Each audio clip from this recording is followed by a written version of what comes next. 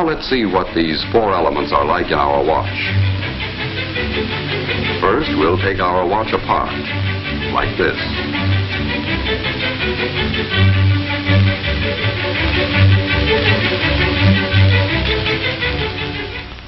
We'll begin with this part, the mainspring and barrel assembly. And so we can see everything that goes on inside, let's use giant parts to make a watch model. This is the mainspring, and it lives inside the mainspring barrel. The mainspring is the power plant of the watch, the source of power, like the faucet in our water clock. By winding the spring, we can store up energy. Here is a winding stem with gears and a click to keep the spring from unwinding. And here is the unit that controls the flow of power, like the nozzle on our hose. It is called the balance wheel and hairspring assembly. It consists of the balance wheel, hairspring, balance staff or axle. Fastened to the balance staff is a part called a roller. To the roller is attached an upright jewel pin. Let's see how these work together. A push on the jewel pin will start the balance wheel moving, and more pushes will keep it moving.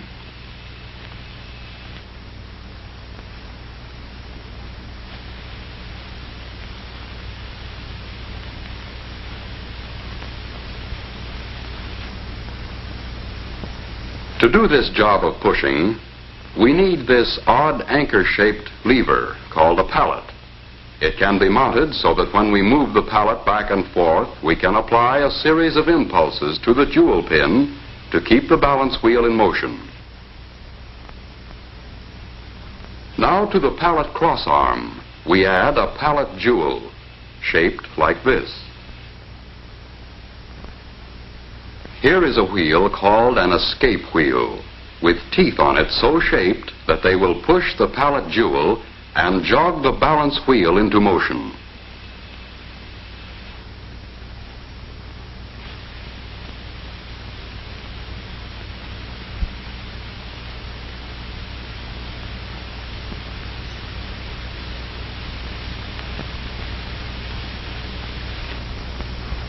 Now we'll use the energy stored up in our mainspring to drive the escape wheel. As the mainspring uncoils, it causes the barrel to rotate with it. That didn't last long, did it? Let's try it again. Once things get started, there's nothing to stop them. What we need now is a way of holding the power in check, releasing it a little at a time just when it's needed. Another pallet jewel at the other end of the pallet crossarm will do the trick. Just as the first pallet jewel gets a push from the escape wheel, the second pallet jewel locks against another tooth of the escape wheel to hold the power of the mainspring in check. But the balance wheel keeps swinging, and the jewel pin moves the fork end of the pallet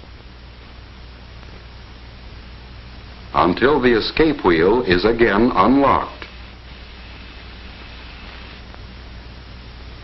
But when we connect the mainspring directly to the escape wheel, the power is soon exhausted.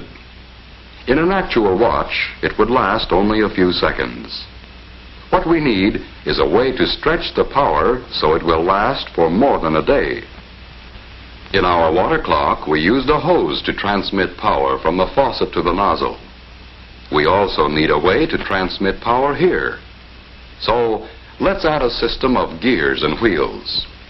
We'll stretch them out in a line instead of in their usual closely confined location in a watch.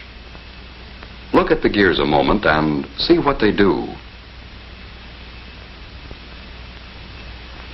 First, a small partial turning of the mainspring barrel drives the center wheel a complete revolution.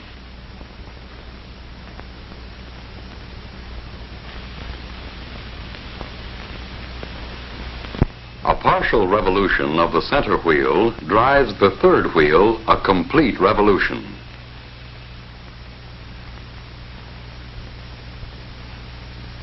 and this in turn drives the fourth wheel much further. As a result, a few turns of the mainspring barrel, driven by the mainspring, will drive the escape wheel many, many revolutions, enough to last a full day and longer.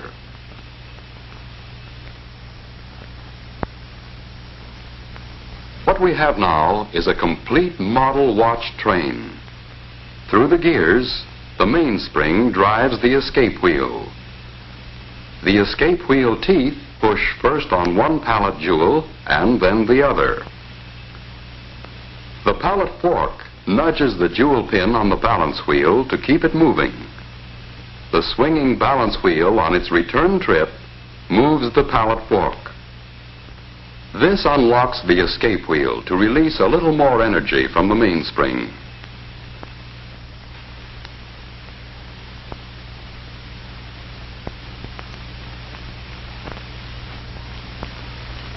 Back and forth, the balance wheel swings, controlled by its small coiled spring, the hairspring, in perfect rhythm. Each swing unlocks the escape wheel so it can give an extra push to a pallet jewel, and this is passed on to the balance wheel assembly to keep the watch ticking far more steadily than any beating heart. All we have to do now to measure time is count the ticks. But this would be a tedious job and not very practical. Just as we needed a dial on our water clock, here too we need a method for recording the flow of power. So to the shaft of this gear or wheel, we add an indicating hand to measure seconds. As the gear train of a watch moves far enough to make 5 ticks of the escapement, the second hand moves 1 graduation on its dial.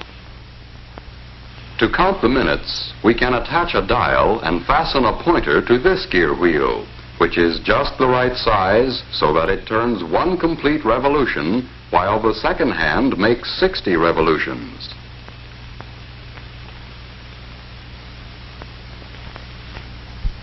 And to count the hours, we can have another pointer geared just so, to move 1 complete revolution every 12 hours.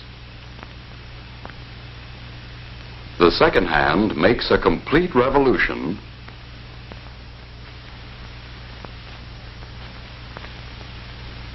and the minute hand moves 1 graduation, and when the minute hand makes a complete revolution, an hour has passed.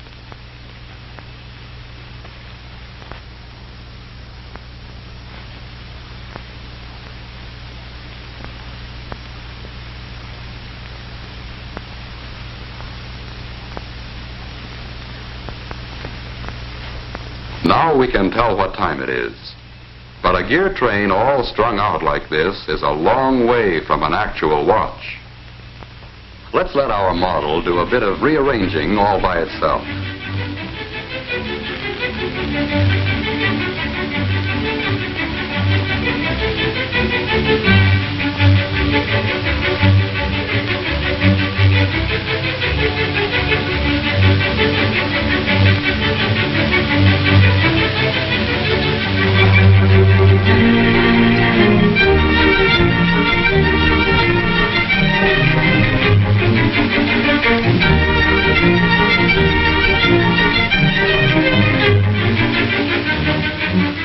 Now we know what time it is and how and why we know.